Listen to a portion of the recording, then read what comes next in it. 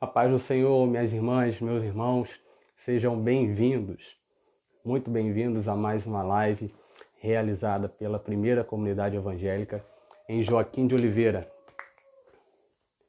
Flávio chegou, pode ir compartilhando, Flávio, pode ir chegando. Paulo Pimentel também já chegou. Sejam bem-vindos. Nós somos da primeira comunidade evangélica em Joaquim de Oliveira. Nossa igreja fica na cidade de Itaboraí, no bairro Joaquim de Oliveira, na rua 21, número 18. A paz do Senhor. Vai compartilhando, vai mandando para todo mundo. Sara, seja muito bem-vinda. Sejam bem-vindos. Vai enviando aí Vai enviando no teu contato para todos os teus amigos.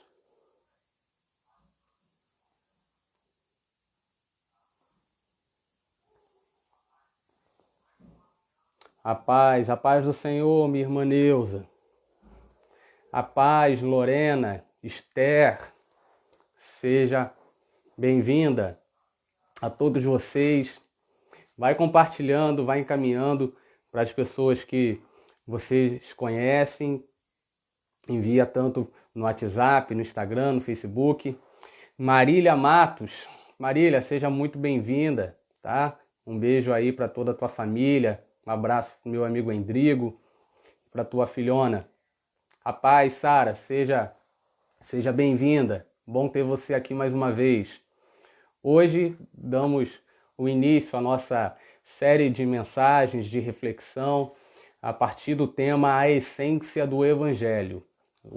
A primeira grande pergunta vai girar em torno de Cristo. Quem é Jesus? Então, para isso, nós iremos receber o pastor Bruno Fernandes. Pastor Bruno Fernandes. Envie aí para o teu colega, para o teu amigo. Eu também estou enviando aqui. Seja bem-vindo, seja bem-vinda, todos vocês. Em alguns minutos nós começamos. Em alguns minutos a gente dá início à nossa transmissão. Seja bem-vindo, Daniel. Pastor Bruno Fernandes já entrou. Bênção. Deixa eu incluir ele aqui. Bruno.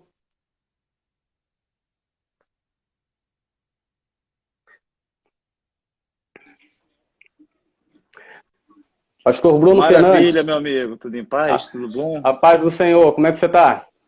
Eu tô bem. Tô melhor do que eu mereço. Jesus é bom.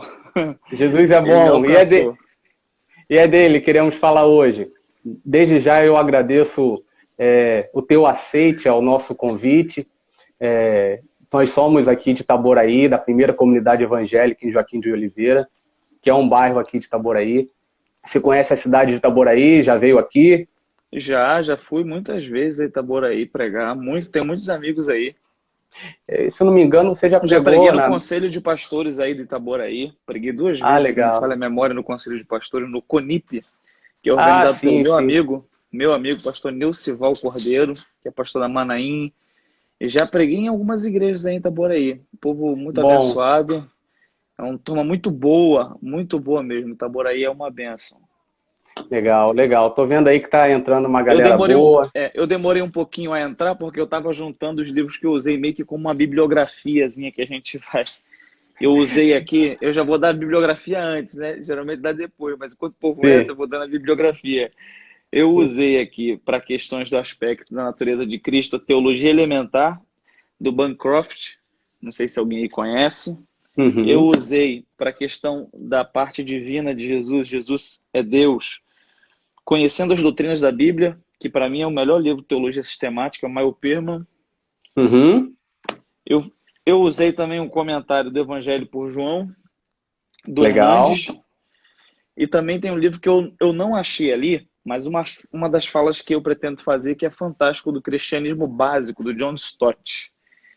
Então, assim, Sim, tem muita coisa boa, né, cara? A gente consegue ver mais longe quando a gente se apoia no ombro de gigantes, né? Não sei quem foi que disse essa frase, mas a pastor, gente, a gente se vale de outros, aquilo que outros já escreveram para conseguir enxergar numa distância sim, melhor e sim, poder crescer mais, aprender mais. sim. Deixa eu me apresentar para vocês que estão chegando, não me conhecem. Eu sou o pastor Paulo Pimentel, da primeira comunidade evangélica em Joaquim de Oliveira, na cidade de Itaboraí. Liga a Sou luz pai da aí, amor, por Laura, favor. esposo da Lorena, e estamos recebendo aqui o pastor Bruno Fernandes. Pastor Bruno, conte um pouco sobre você aí, sobre tua Então, família, tua formação. eu faço parte hoje da Assembleia de Deus Vitória em Cristo. Eu congrego aqui na filial da Taquara, pastor Silas Filho. Eu nasci num lar cristão. A, a contexto de história, eu sou já a terceira geração de crente na minha família. A minha avó foi a primeira. A vovó era dirigente do Círculo de Oração em São Luís do Maranhão, numa Assembleia de Deus, uma das mais tradicionais, e que foi no tempo da vovó, e foi quem fez meu casamento, foi um dos pioneiros da Assembleia de Deus, o pastor Estevão Ângelo de Souza. Quem não é da Que Assembleia não vai bênção. conhecer, mas o pessoal que é da Bleia foi um homem muito piedoso, um homem muito santo.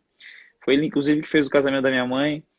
Aí, aqui no Rio, minha mãe veio para cá e casou com meu pai aqui, conheci meu pai aqui. Eu nasci no Rio, nasci numa comunidade, nasci na maternidade Santa Helena, Senador Camará, e o primeiro lugar onde a gente foi morar foi na comunidade Vila Aliança. Não sei se alguém aí que está do outro lado conhece, mas a Vila Aliança é uma comunidade com todas as características de uma comunidade, e de lá a gente sempre se mudou muito, e eu fui caminhando, caminhando, caminhando, e minha mãe tinha um problema chamado útero Uhum, infantil.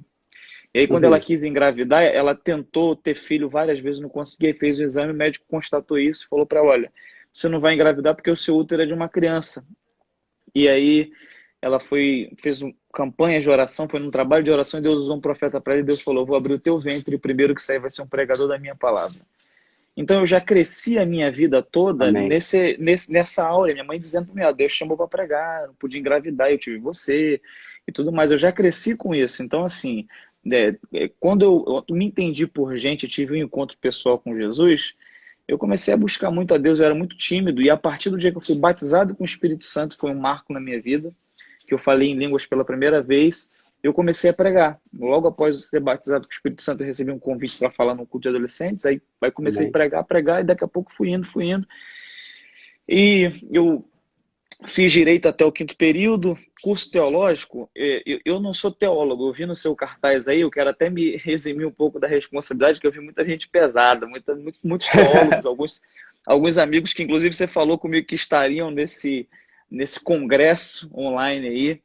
E eu não sou como eles, eu sou mais um estudioso, alguém que ama a palavra, que ama o conhecimento, que gosta de ler e que tem Jesus no coração. Então, a título de currículo, eu fiz só o básico de teologia e parei por aí. E a currículo secular, eu fiz alguns cursos de história, de administração, curso técnico de administração, mas aí é outro campo, né? É outro campo que não vale nem a gente citar aqui, acho que não agrega tanto, mas e é isso. Eu sou pai de duas meninas abençoadas, sou marido, sou casado há 10 anos.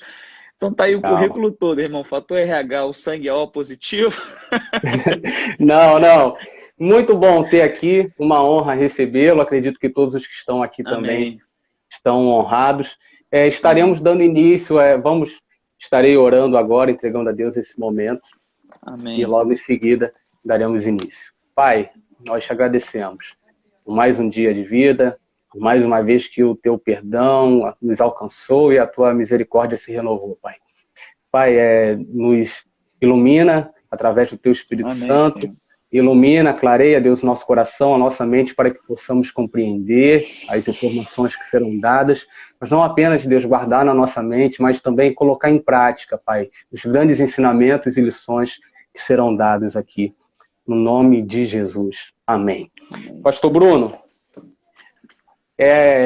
o tema, vamos dizer assim, desse congresso é a essência do Evangelho. E a primeira pergunta aí para iniciar é: quem é Jesus? Quem é Jesus? Eu te falo que é uma pergunta central no Evangelho, no próprio cristianismo. O cristianismo gira na pessoa de Cristo, como diz o seu próprio nome, e a identidade de Cristo, saber quem é Ele, é fundamental. Você vê também, ao longo de toda a história da igreja, as grandes heresias e erros teológicos adivinham exatamente da identidade de Cristo, seja da sua humanidade ou da sua divindade. E nós vemos que até mesmo no tempo de Jesus, muitas pessoas se perguntavam: quem é esse cara? Pô, esse daí não é o filho de José, o carpinteiro? Os próprios discípulos que andavam com eles no barco ou andando a pé, quando Jesus acalmava uma tempestade, eles perguntavam: quem é esse? Que até o vento e o mar lhe obedecem. Ou seja, quem é esse?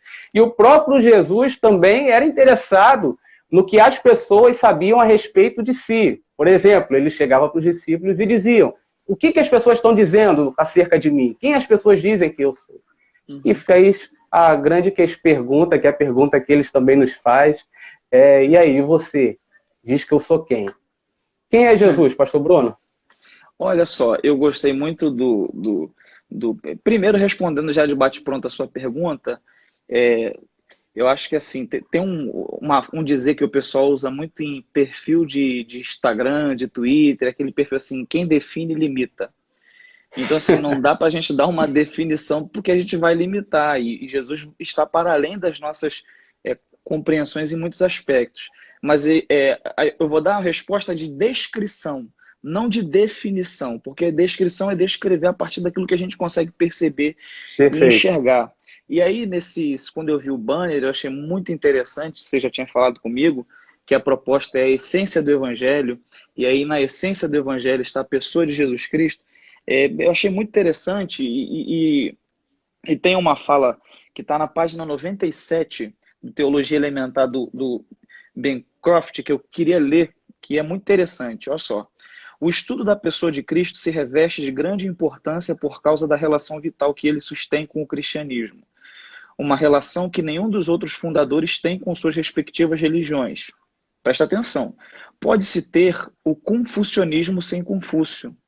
Pode-se ter o budismo sem Buda, o islamismo sem Maomé, o mormonismo sem Joseph Smith. É possível ter kardecismo sem Allan Kardec, mas é impossível haver cristianismo genuíno sem Cristo. É impossível ter evangelho sem Jesus e evangelho sem a cruz. Então, partindo desse ponto, a gente percebe que não é viável, não é possível nós termos evangelho e dissociar evangelho de Jesus, porque a pessoa de Jesus, o evangelho está todo centrado nele, em todos os aspectos. Por quê? Porque no cristianismo, no que tange a salvação do pecado, a salvação do poder do pecado, a salvação da presença do pecado, tudo no cristianismo só vem por meio de Cristo, por meio do sacrifício de Cristo.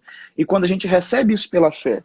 Então, assim, não dá para ter evangelho sem Jesus, não dá para ter evangelho sem a cruz. Jesus é a pessoa central daquilo que a gente entende como o evangelho. O evangelho, a grosso modo, para quem está do outro lado, primeiro é a mensagem, e é uma mensagem com conteúdo específico. Que conteúdo é esse? Que Jesus venceu a morte, Jesus venceu o inferno, Jesus venceu o pecado. É a boa notícia. Nos tempos de Jesus, muitos exércitos tinham os seus evangelhos. O que era o evangelho de um exército? Quando dois países entravam em guerra, e aí o país que vencia mandava uma notícia para sua terra, e essa notícia era chamada de evangelho, de boa notícia. Que notícia era essa? De que eles venceram a guerra, de que eles venceram a batalha. Então, o evangelho de Jesus é a boa notícia. Qual a boa notícia? De que o túmulo está vazio, de que na cruz houve redenção, houve remissão dos nossos pecados. Então, essa é a mensagem do evangelho. Não dá para dissociar isso da pessoa de Jesus. Não dá para dissociar isso de quem Jesus é. E, basicamente, a gente tem na Bíblia Sagrada, tanto no Antigo como no Novo, partindo de Gênesis 3,15, que foi aquela palavra que Deus disse naquela cena no Éden, que Deus disse assim, o filho da mulher, a semente da mulher, esmagaria a cabeça da serpente, pisaria a cabeça da serpente. Então, partindo dali, a gente percebe que todo o Antigo Testamento havia muitas profecias a respeito de Jesus. E Jesus, Amém. inclusive, se a gente for pensar numa linha cronológica de tempo, é muito anterior ao Antigo Testamento. O apóstolo João, no livro do Apocalipse, capítulo, se não me falha a memória, 13, e lá pelo verso 7 ou 5, ele diz que o Cordeiro foi morto desde a fundação do mundo. Então a gente percebe como Jesus é uma pessoa, é uma das pessoas da Trindade desde a fundação do mundo. João poetiza isso no capítulo 1, no verso 1 do Evangelho por João, dizendo assim: no princípio era o Verbo, e o Verbo era Deus, e o Verbo estava com Deus, e no princípio todas as coisas foram feitas por ele, e sem ele nada do que foi feito se fez. Então, Jesus, quando a gente olha para o Antigo Testamento, há muitas profecias que fazem menção ao advento de Jesus como sendo aquele que resgataria a humanidade, como sendo aquele que restauraria a comunhão plena do homem com Deus. E aí, quando Jesus nasceu em Belém da Judéia, a gente percebe teologicamente as características de Jesus, que foi inclusive aquilo que você pontuou para mim naquela imagem que você me mandou, a respeito da humanidade de Cristo e também da divindade de Cristo. Então, como homem, Jesus sentia necessidades. Uma outra parte aqui da teologia elementar do Bancroft diz assim: Cristo pertence à raça humana e dela participa, nascido de mulher, vivendo dentro da linhagem humana, sujeito às condições humanas e fazendo parte de forma integral da história humana. E aí a sua humanidade, a humanidade de Jesus, é descrita o tempo todo nos evangelhos. Quando ele se sente cansado, ele senta do lado do poço de Jacó. Quando ele sente sono, e a Bíblia diz que ele deita no barco, os discípulos estão atravessando, ele dorme com a cabeça numa almofada. Quando em momentos que, como do Getsemane, que ele diz assim: a minha alma está angustiada até a morte. Então essa é a parte humana de Jesus. Diversos momentos, como quando ele se manifesta na festa e comendo e bebendo. Então, assim, a humanidade de Jesus é manifesta de diversas formas, mas Jesus não era somente humano, Jesus era também Deus. E esse é um mistério da Trindade. Jesus era 100% homem e 100% Deus. Havia em Jesus elementos divinos e elementos humanos. E na sua parte de elementos divinos, a gente percebe em Jesus que, como Deus, Jesus fazia algo que só ele podia fazer, que era perdoar pecados. Jesus recebia adoração, as pessoas se prostravam diante dele, ele não as impedia de o adorar, de qualquer que fosse a forma. Então a gente percebe em Jesus humanidade e divindade. A gente tem uma fala que é muito conhecida: como homem ele era filho de Maria, mas como Deus ele era o pai de Maria. Como homem ele desceu ao Jordão para ser batizado por João Batista nas águas, mas como Deus, João Batista olhou para ele e falou assim: eu não sou digno de desatar a correia das suas alparcas, porque eu batizo com água, mas ele vai batizar com o Espírito Santo e com fogo. Como homem, Jesus viajava muito, andava sempre pelos caminhos, mas como Deus, ele dizia: eu sou o caminho, eu sou a verdade e eu sou a vida. Como homem, Jesus sempre entrava em uma casa, uma cidade pela porta. Aí como Deus, ele dizia: eu sou a porta, quem entrar por mim entrará e sairá e achará pastagens. Como homem, ele dizia: tenho sede, como disse para a mulher samaritana em João 4. Mas como Deus, ele dizia: quem tem sede, venha a mim e beba de graça da água da vida. Como homem, ele chorou quando ele viu que Lázaro tinha morrido, e diante daquela cena, mas como Deus, ele disse numa outra oportunidade: eu sou a ressurreição e a vida, quem crê em mim, ainda que esteja morto, viverá. Então Jesus vai manifestando essas características, né, de suas duas naturezas, humana e também divina. Isso é um mistério para a gente fica tentando prescrutar, pensar, discernir sobre isso, mas vai além da nossa compreensão humana. Como pode Jesus ser homem e também ser Deus? Mas é um mistério da encarnação. Então, Jesus tinha essas duas naturezas, humana e a natureza carnal. Jesus tinha essas duas naturezas, humana e a natureza divina. E Jesus cumpriu o ministério. Jesus exerceu o ministério, aproveitando que a gente está aqui, essa primeira aula, ainda bem que eu estou no primeiro dia, é meio que uma introdução àquilo que todo mundo vai falar, então eu vou dar uma pincelada rápida em cada coisa. Então Jesus exerceu o ministério pregando o evangelho. E Jesus é maravilhoso, Jesus, porque ele ensinava pregando, ele ensinava vivendo. Pregando, a gente tem mensagens de Jesus, como em Mateus 5, quando ele sobe no monte e ele cita as bem-aventuranças. Então, uma mensagem linda. E depois ele vai para outras práticas da vida cristã, ser sal e luz. Então, Jesus ensinava muito falando, Jesus ensinava muito pregando. A gente tem sermões lindos de Jesus, como o de Lucas 15, o capítulo das coisas perdidas, quando ele cita a ovelha que se perdeu, a dracma que foi perdida, o filho pródigo que se perdeu e voltou para a casa do pai. Então, Jesus ensinou pregando, mas o que é lindo em Jesus é que ele não ensinava só pregando. Jesus ensinava vivendo. Jesus não apenas tinha uma mensagem, e esse também é um ponto central que separa Jesus de todos os outros criadores de religiões, porque Maomé tinha uma mensagem, Buda tinha uma mensagem, Joseph Smith tinha uma mensagem, Allan Kardec tinha uma mensagem, Jesus era a mensagem. Isso aqui é Aleluia. maravilhoso. Jesus era a mensagem.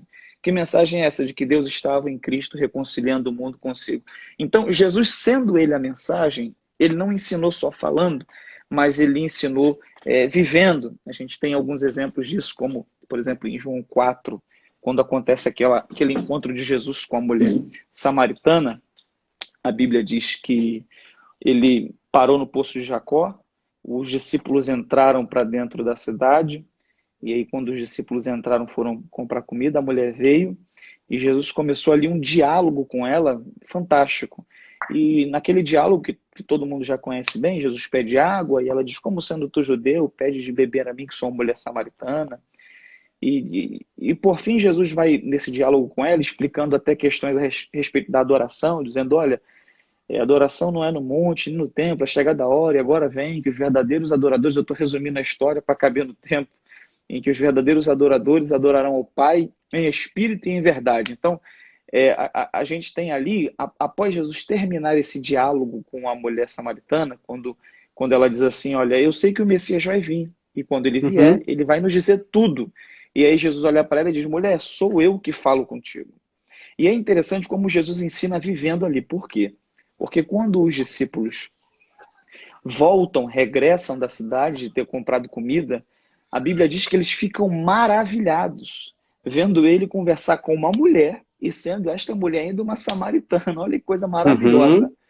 Olha que coisa maravilhosa, gente. Preste atenção, você que está do outro lado, que isso é especial demais. Mas nenhum deles ousou falar coisa alguma.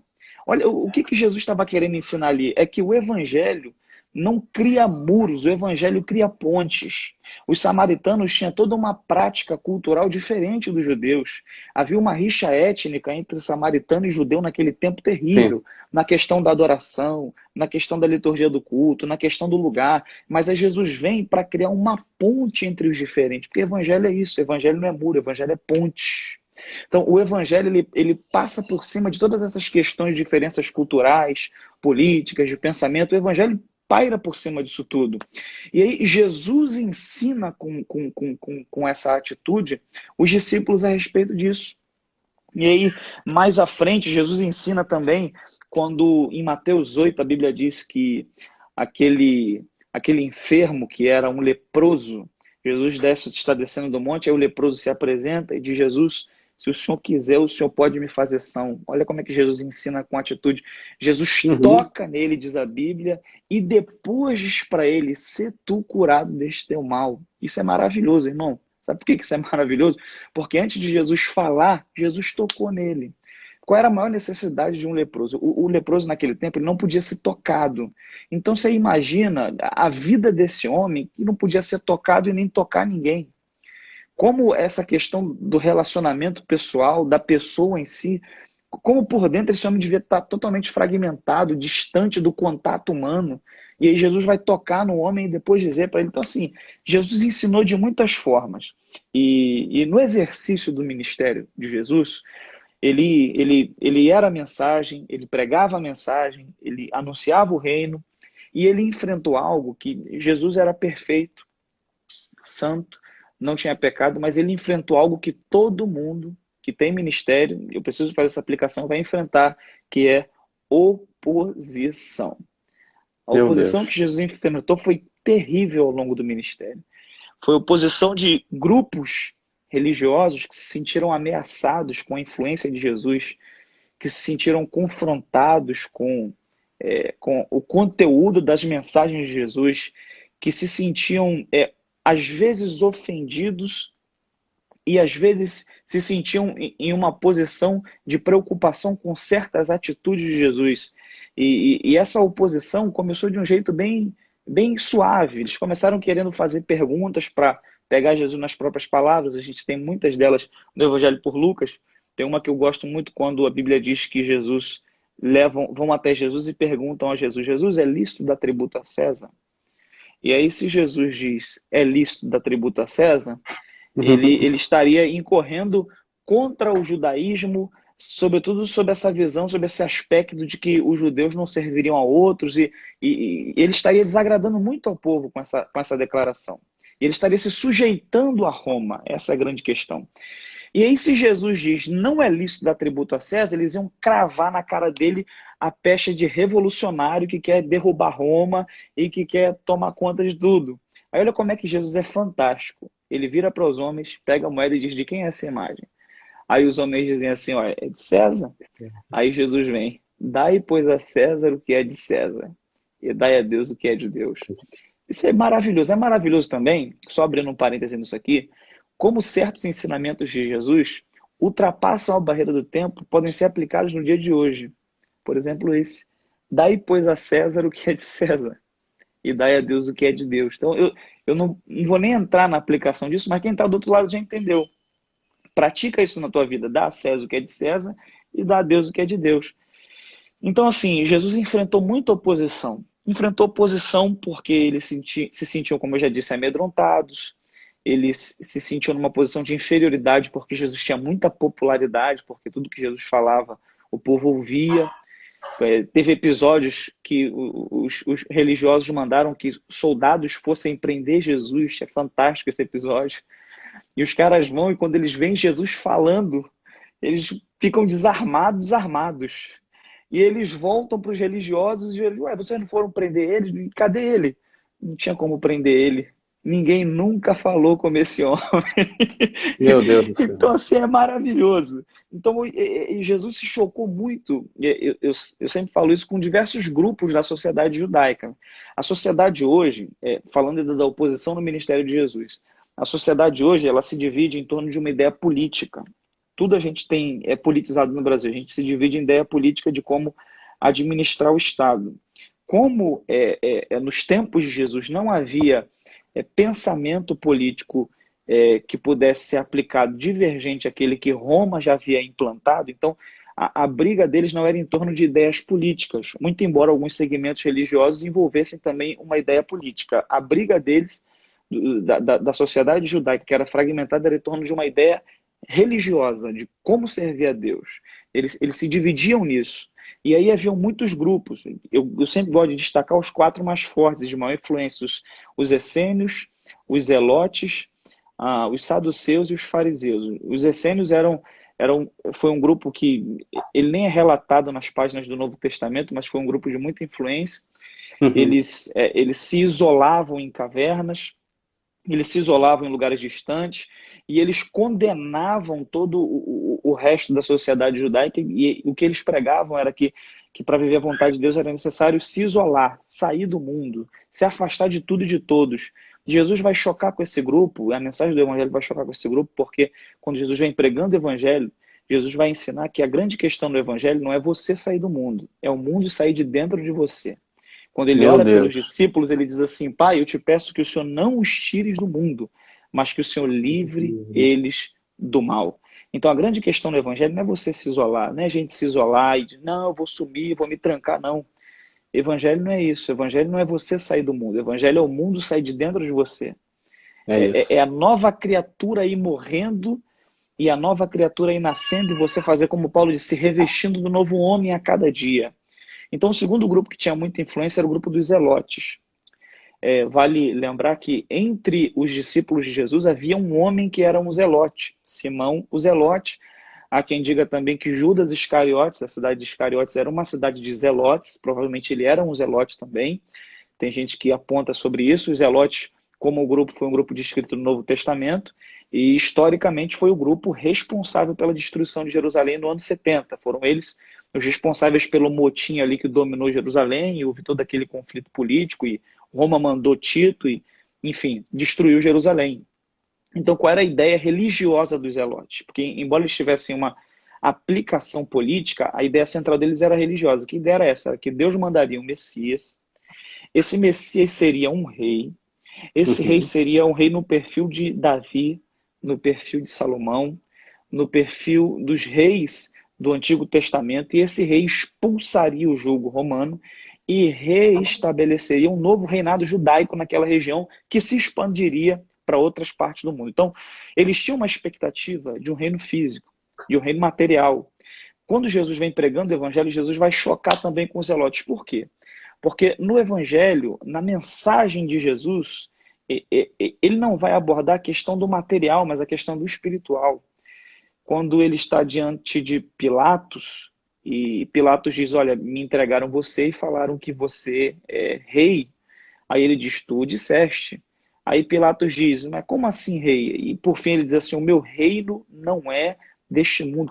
Por diversas vezes os homens tentam pegar Jesus e transformá-lo numa espécie de rei, e a Bíblia diz Uhum. que ele tergiversa e sai por entre eles, ele não deixa isso acontecer, porque a ideia de Jesus não era uma ideia política. É só abrindo um parêntese. É fracassado quem tenta diminuir a pessoa de Jesus e encaixar Jesus em qualquer ideologia política que seja.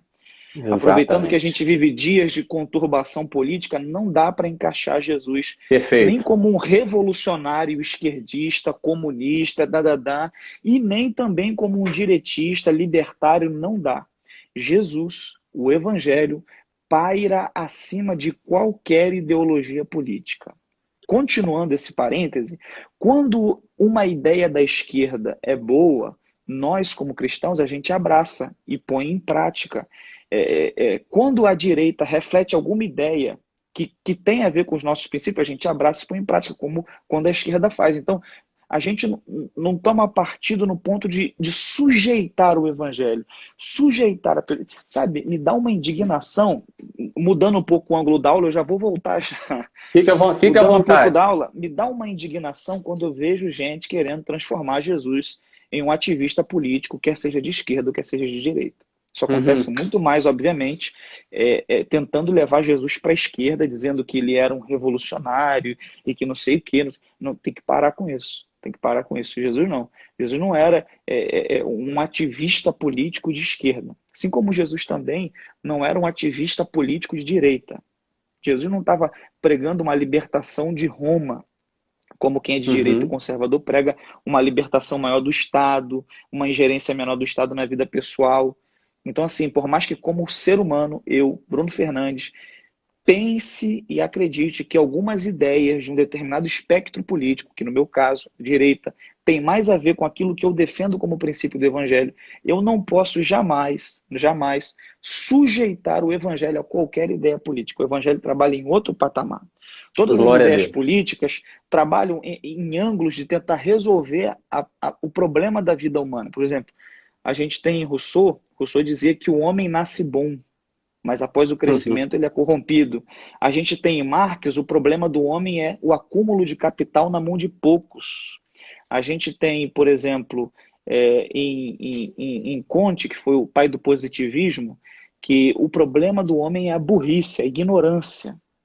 Só que no Evangelho, como é o Evangelho paira acima de tudo isso. O problema do homem não é o meio, o problema no homem não é a burrice, o problema do homem não é crescer, o problema do homem não é o capital, o problema do homem é o pecado. Paulo falou Isso. assim, porque todos pecaram e destituídos foram da glória de Deus. Então, quando a gente vai para a Bíblia e para o Evangelho, a gente percebe que o Evangelho está acima de qualquer forma de ideologia política. De qualquer forma de ideologia. Porque ao passo que as ideologias políticas tratam com aquilo que está por cima da superfície, o máximo que a ideologia política faz é mexer numa folha. O Evangelho vai na raiz, o problema é o pecado. E para o problema do pecado, só existe uma solução. Não está na esquerda nem na direita. Está em cima, vem do alto. A solução é Jesus, o caminho, a verdade e a vida. Então, voltando para os saduceus, para os zelotes tinham uma ideia política em torno disso, de que Jesus Uhum. seria um Messias nos moldes judaicos. E aí, Jesus frustrou eles muitas vezes, porque ele vem ensinar que o reino de Deus não é fora, mas o reino de Deus é dentro do homem.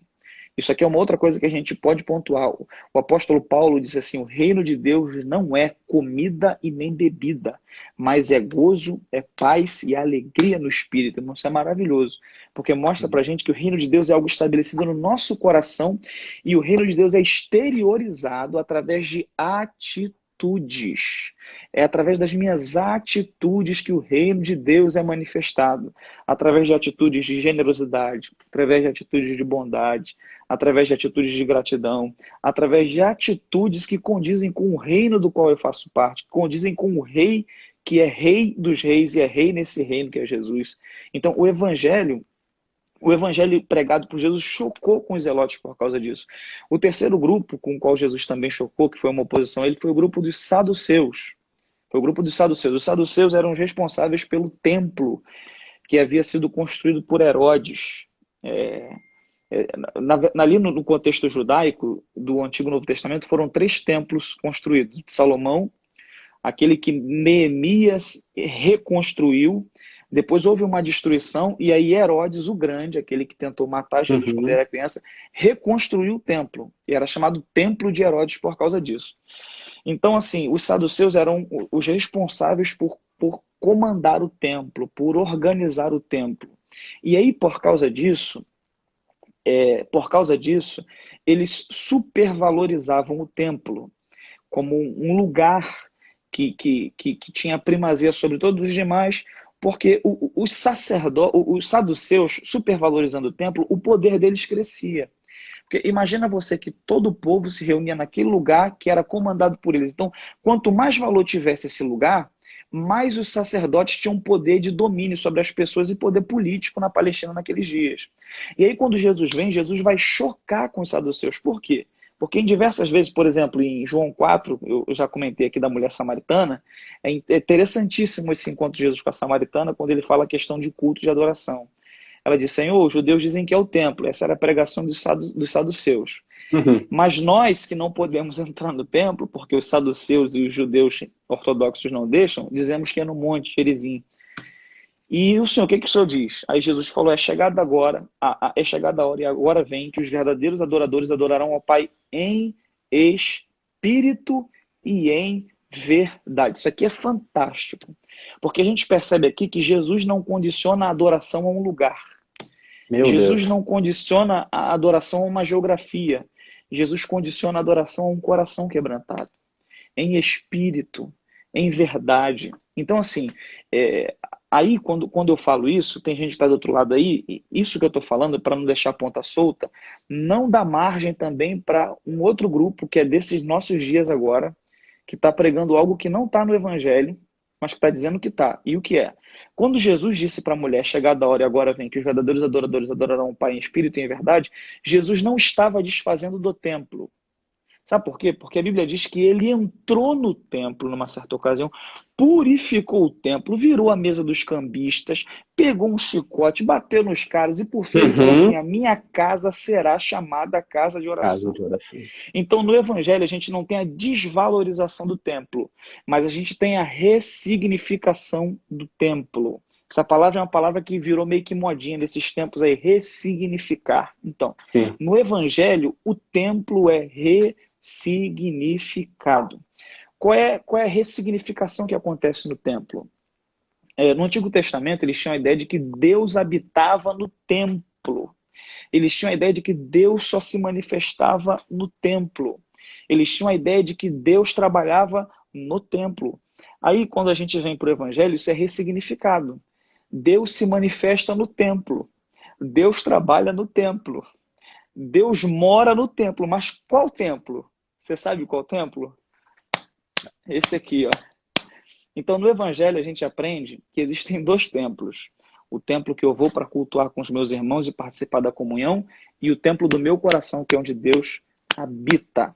Que é o que Paulo falou na Epístola aos Coríntios, na Epístola aos Tessalonicenses, a respeito de Deus não habita em templos feitos por mãos humanas. Então, a gente aprende que existem 2 templos. Um que é comprado com dinheiro e um que foi comprado com o sangue de Jesus na cruz do Calvário. que é erguido com tijolo, é erguido por mãos humanas, e outro que é moldado pela mão de Deus. Então Jesus choca com os saduceus por isso, porque essa ressignificação do templo vai fazer os saduceus perderem muito poder. E o último grupo com o qual Jesus mais chocou, por causa da mensagem do evangelho no ministério dele, foi o grupo que deu mais trabalho, foi o grupo dos fariseus. Eu gosto de falar dos fariseus porque tem algumas mensagens minhas que eu prego sobre os fariseus da Bíblia. A Bíblia tem fariseus bons e fariseus ruins. A gente tem Nicodemos, era um fariseu bom. A gente tem José de Arimateia, provavelmente era um fariseu bom. A gente tem Gamaliel, que embora não converso, era alguém generoso, sábio, e naquela situação da perseguição ele falou, olha, deixem eles aí. Se for de Deus, o negócio vai prosperar, não adianta lutar contra. Então aí você já vê a sensatez do cara. Por quê? O movimento dos fariseus nasceu na Babilônia, como uma espécie de um avivamento. Como em Babilônia eles não tinham o templo, eles começaram a construir as sinagogas, onde não aconteceu o sacrifício, obviamente, mas acontecia a leitura da lei, dos profetas, e ali eles faziam orações e tinham palavras, era uma espécie de uma igreja ali no Antigo Testamento de Babilônia. Então, esse movimento dos fariseus começou como um grande avivamento em Babilônia. Começou com um grande avivamento, mas aconteceu que o tempo foi passando e o avivamento foi virando um monumento. E aí, quando o avivamento foi virando um monumento, foi se robustecendo, eles foram criando liturgias, mandamentos humanos, questões que eram para ser postas de forma marginal, eles colocaram como questões centrais. E aí, é uma das leis da física, dois objetos não podem ocupar o mesmo lugar no espaço. Então, assim, quando você começa a pegar o que é marginal e colocar como trivial e essencial, aquilo que antes era trivial e essencial vai para o marginal. E ali começou o problema que fez com que Jesus praticamente despregasse quase tudo que os caras pregavam. Porque eles começaram a intenção do grupo, quando foi iniciado, era de refletir a glória de Deus e meio que fazer prosélitos. E aí, para isso, qual era a ideia? Então, vamos orar o máximo que a gente puder em praças, vamos orar nas ruas, vamos manifestar para os outros a nossa piedade. Então, isso começou até como uma espécie de um evangelismo. Mas depois isso foi se solidificando, se robustecendo de tal forma que virou apenas uma religiosidade barata e amostra. Então, assim, enquanto eu estou falando isso aqui, quem está do outro lado, eu não sou um cara técnico, eu sou um cara aplicativo. Então, quem está do outro lado tem que começar a pensar. Que tipo de vida cristã você está vivendo? É de uma espiritualidade só amostra? Entendeu? Então, assim, os fariseus deram muito trabalho para Jesus. Por exemplo, na questão da oração, eles oravam apenas nas praças, nas esquinas. Aí Jesus ensina a oração. Olha, quando vocês forem orar, entrem no vosso quarto, fechem a vossa porta e orem em secreto. Mateus para o vosso Pai 6. que está em secreto vai recompensar vocês. Na questão das esmolas, eles davam esmolas na presença de testemunhas. Aí Jesus falou, olha, quando a mão direita de vocês der algo, a esquerda não pode saber. Quando a mão esquerda de vocês fizer algo, a direita não pode saber. Tudo isso é ensinamento do evangelho de Jesus combatendo aquilo que os fariseus ensinavam. E tudo isso também que serve para hoje. Eu não preciso parar e ficar aplicando em cada coisa, que eu tenho certeza que quem está do outro lado está ouvindo e está percebendo. Sim. Então, assim, Jesus em questões como de purificação de santidade, os essênios tinham um extremo, os fariseus tinham outros. Os essênios, como eu falei um pouquinho antes, diziam que você tinha que se abster de tudo e se isolar completamente. Já os fariseus tinham uma outra prática de questão litúrgica, de lavar tudo o tempo todo, de não sei o quê. Aí Jesus vem explicando esse exagero e dizendo assim, olha, o que contamina o homem não é o que entra. O que contamina o homem é aquilo que sai. Então, assim, a gente percebe nesses embates de Jesus que ele se chocou. E esse grupo foi um grupo de tremenda oposição a Jesus, de tremenda oposição à vida ministerial de Jesus. Mas até essa oposição estava no controle de Deus. E, inclusive, ela foi usada para o propósito de Jesus ser concluído. E aqui eu já caminho para encerrar essa primeira parte da explicação geral de Jesus. Os fariseus, por fim, todo mundo sabe, compraram Judas. Judas se vendeu por 30 moedas, ele não vendeu Jesus, ele se vendeu por 30 moedas. Tem uma frase que eu gosto muito que diz que quem se vende por algum valor sempre recebe mais do que merece. Então, Judas vendeu Jesus por 30 moedas. A Bíblia Sagrada diz que Jesus foi capturado. Jesus foi capturado. Após isso, todo mundo conhece a história, ele foi humilhado e toda aquela situação que a gente já sabe. E na cruz do Calvário aconteceu a nossa redenção. E ali há muitas questões, né? Como há muitas doutrinas da redenção, aí a gente pode entrar na imputação. Na cruz, os nossos pecados foram imputados em Jesus e a justiça de Jesus foi imputada em nós. Aí a gente vai para Romanos, acerca da doutrina da justificação. Enfim, não é hoje o meu dia. Essa bola eu vou deixar para o pessoal que vai vir mais aí depois. E a O única Ronald, questão eu acho que tá aí ouvindo. O a Ronald, eu acho única que tá aí, questão amanhã ele vai. que eu abordei aqui, eu não abordei aqui, eu vi agora o negócio que você me mandou, foi a questão do discipulado, né, dos discípulos. Mas Jesus foi um líder fantástico. Jesus foi um líder fantástico. Ele não escreveu nada, não deixou nada escrito. Como a maioria dos criadores das religiões escreveram material e deixaram escritos. Jesus não escreveu nada, mas mesmo assim o ensino dele, irmão, ele deixou escrito no coração dos discípulos. Então, assim, foram 3 anos e meio de discipulado, de aprendizado do que era o Evangelho, do que era a prática do Evangelho, do que era o ensino do Evangelho, do que era viver. Jesus queria ensinar os caras a viverem. Tem uma frase do Stott, está no Cristianismo Básico, eu não lembro a página, mas quem está do outro lado aí, escreve essa frase, guarda ela sobre Jesus, que é uma frase fantástica, tinha que estar na Bíblia de tão forte. O Stott diz assim: Jesus veio para mostrar como Deus é e como o homem deve ser. Olha que coisa fantástica. Jesus veio para mostrar como Deus é. Quando os discípulos questionaram, mostra-nos o Pai. Aí ele falou, vocês não estão vendo?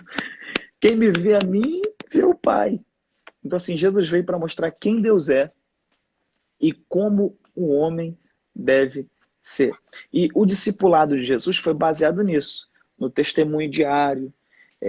Em Jesus a gente não tem, somos nós que criamos essas coisas para facilitar o ensino. Em Jesus a gente não tem ele escrevendo algo e fazendo uma espécie de uma aula formal, porque naquele tempo tinha já isso. Mas em Jesus a gente tem alguém que está andando com os caras, está comendo com os caras. Porque a maior lição para mim do discipulado é essa. Discipulado é relacionamento. Os caras se relacionaram com Jesus. Aprenderam com Jesus através do relacionamento. Então, assim, não é a minha área, liderança e discipulado, mas se tem uma coisa que dá para falar de discipulado é isso. Porque é o primordial. Discipulado é relacionamento. Então, ele fez dali os discípulos. É interessante pontuar que após a partida dele, os discípulos também erraram. Os discípulos não eram perfeitos, eram humanos. Eram discípulos, mas erraram. Eu já vi muita gente dizendo, não, mas eles erraram, mas no dia de Pentecoste Pedro negou Jesus 3 vezes. Mas no dia de Pentecoste ele pregou e se converteram milhares de pessoas. No dia de Pentecoste a vida de Pedro mudou. E o Pentecoste vem. Não, mas a gente tem Pedro após o Pentecoste em Gálatas 2, num embate com Paulo. E olha o que Paulo diz. Eu resisti a Pedro na cara, porque ele era, a minha tradução revista e corrigida diz assim, dissimulado. E esse Pedro é o Pedro de Pentecostes. Esse Pedro é o Pedro que pregava e 2.000 almas se convertiam por pregação. Esse Pedro é o Pedro que passava e a sombra dele ia curando as pessoas. Então, assim, a gente percebe como a graça de Deus se manifesta, inclusive, nas nossas fraquezas. E como o discipulado é um discipulado em gente que está sujeita a erro, que está sujeita a falha. Não deixa de ser um grande apóstolo, o apóstolo Pedro, mas era um homem que também tinha defeitos. Então, o discipulado não anula os meus defeitos, mas me ajuda a me render mais a Deus para que a graça de Deus se manifeste na minha fraqueza e em mim seja feita a imagem de Cristo. Então, assim, resumindo, de tudo isso, é isso. Falei até demais, né? Porque no papelzinho que você me Tá estava dizendo ótimo, pô. que era 15 minutos. Tá ótimo. Sorry, my friend. Pastor, nada. Ô, Pastor Bruno, muito obrigado pela tua colocação. A gente já chegou aqui na nossa primeira, acredito que a gente já passou da nossa primeira metade de conversa. Vocês que estão chegando, compartilhem essa live. Está sendo uma aula. Deixa eu recapitular aqui alguns pontos. O pastor Bruno, ele está dando uma aula aqui. Ele falou sobre cristologia básica, a humanidade de Cristo, a sua divindade, os ofícios de Cristo, ele como rei, ele como profeta, ele como sacerdote, o ministério de Cristo, a pregação do reino de Deus, curas, colocou acerca de milagres. E o pastor Bruno, ele também localizou Cristo na história, colocou no tempo de Herodes, falou do templo, falou das grandes seitas políticas e religiosas, como fariseus, essênios, zelotes, saduceus. Bênção demais. Isso aqui é uma aula para quando terminar essa live, você assisti-la de novo. Pastor Bruno, ótimo, ótimo, ótimo. Deixa eu falar contigo a respeito da identidade do cristão. A nossa identidade agora está escondida em Cristo, revelada em Cristo. Tanto escondida quanto revelada. Nós agora estamos nele. Na minha opinião, muitos cristãos sofrem porque não têm noção da sua nova identidade em Cristo. E primeiro, porque não conhecem quem é Cristo, não sabem quem é Jesus. Chegaram até a se emocionar e lá na frente levantar a mão na hora do apelo, mas vivem uma vida totalmente distanciada da nova identidade como filho de Deus. O que você tem a dizer a respeito disso, da nossa nova identidade em Cristo Jesus? Olha, falando dessa questão de identidade, nós levamos o nome hoje de cristãos. Tem gente que tenta linkar isso com Constantino, com o ano 300, por volta do ano 300, aquele episódio em que ele oficializou o cristianismo como religião oficial do Estado. E aí tem gente que faz um link disso, dizendo que ali o cristianismo se perdeu. Eu não acredito nisso. Eu acredito que a igreja sempre foi igreja com os seus erros históricos, com os seus acertos. Mas a palavra cristão, de onde vem cristianismo, ela surgiu no livro de Atos dos Apóstolos, quando a Bíblia diz que a cidade de Antioquia, se não me falha a memória, olhava para os discípulos e via nos discípulos uma identificação com Jesus, o Cristo que eles pregavam. E aí, como eles viam uma identificação entre a mensagem de quem era Jesus Cristo e aquelas pessoas, como eles viam uma identificação em aquilo que eles diziam que Jesus fazia, que Jesus operou, a maneira que Jesus viveu e a maneira que eles viviam, o pessoal falou, olha, eles são cristãos, porque eles se parecem com Cristo. Então, a nossa identidade, creio eu, está totalmente pautada nesse fato de que nós precisamos parecer com Cristo. Nós precisamos lembrar Cristo. Nós precisamos exalar Cristo. E como é que a gente faz isso? Essa é a grande questão que se põe diante de nós. É impossível eu fazer isso sem conhecer Jesus. Eu preciso conhecer quem Ele é. Eu preciso ter relacionamento com Ele. Eu gosto muito do Evangelho por João. O Evangelho por João é o meu livro favorito da Bíblia. Por que é o meu livro favorito da Bíblia? Primeiro, porque só fala de Jesus o tempo todo. Sim. É o Evangelho por João a respeito de Jesus. Segundo, porque João tem uma pegada diferente dos demais. Você sabe que o primeiro evangelho escrito foi o Evangelho por Marcos, isso é uma coisa básica, e aí depois vem Mateus e Lucas.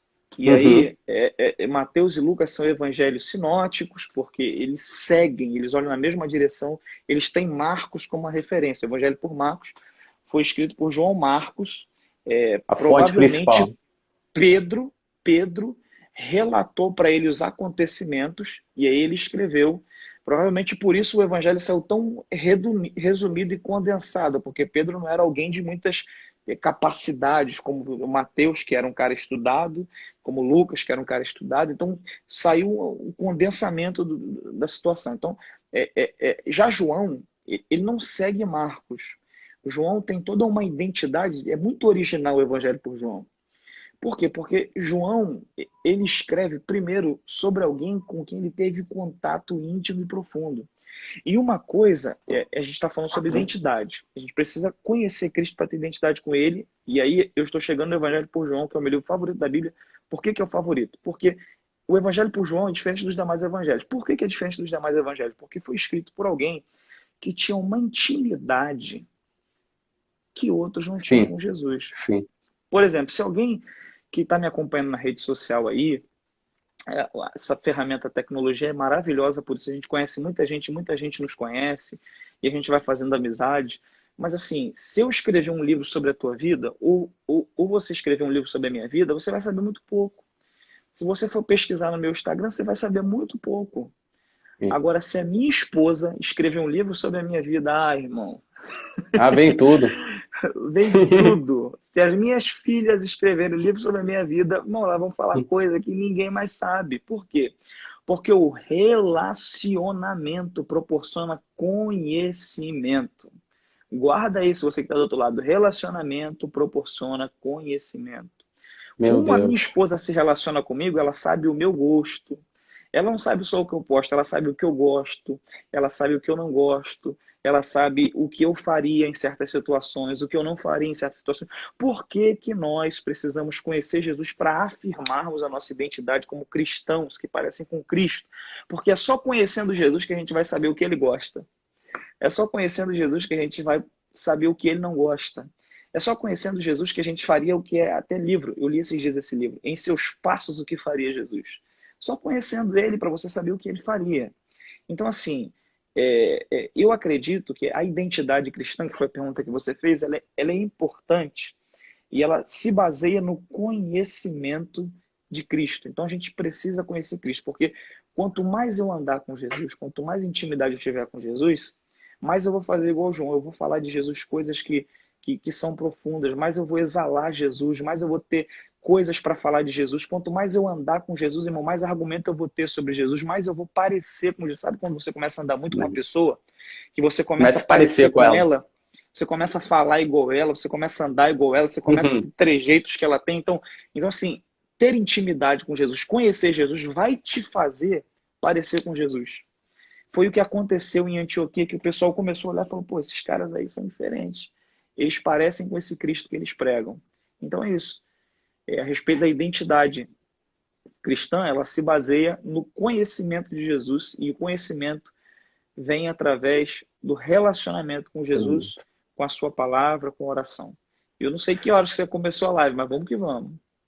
Vamos lá, eu acho que eu comecei. Não sei se vai terminar. Se terminar, a gente volta na sequência aqui. Pastor Bruno, falamos da identidade do cristão. Agora, para a gente também saber o que é igreja e conhecer o valor da igreja, a gente precisa conhecer Cristo também, porque Ele que é o dono desse povo, Ele que é o cabeça da igreja. Fale um pouquinho para mim sobre o valor que a igreja tem, visto que ela é uma obra de Cristo, é a noiva de Cristo, é o corpo de Cristo, e Cristo ele vai voltar para buscá-la. Fale um pouquinho sobre o valor que a igreja tem a partir desse conhecimento de Cristo. Partindo de Jesus,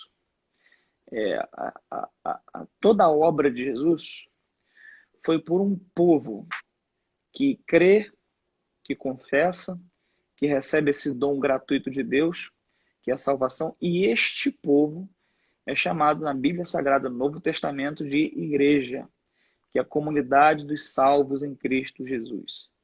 O primeiro ponto que a gente precisa refletir sobre igreja é que igreja não é ideia de homem, igreja é projeto divino. No Antigo Testamento, a gente tem um arquétipo do que é a igreja, quando Deus dá toda aquela questão da liturgia de culto, quando Deus dá a questão do tabernáculo para Moisés, qual era o projeto que a gente percebe que seria implantado no povo? O povo seria o povo judeu, né? seria um povo de sacerdotes que o mundo olhasse para eles, diante das práticas deles, e quisesse conhecer a Deus. E eles fossem uma pregação de Deus no Antigo Testamento, se contrapondo à pregação dos ídolos. E qual foi o pecado da nação de Israel? Pastor Bruno, só finalizando, vai cair aqui, a gente volta em seguida, tá, pessoal? Vocês entram conosco. Pode continuar, pastor. Então, assim, eu tenho uma live daqui a pouco, 11 horas. Ah, não. Então a gente Deixa eu só concluir esse pensamento sobre a igreja. Então, a igreja no Antigo Testamento,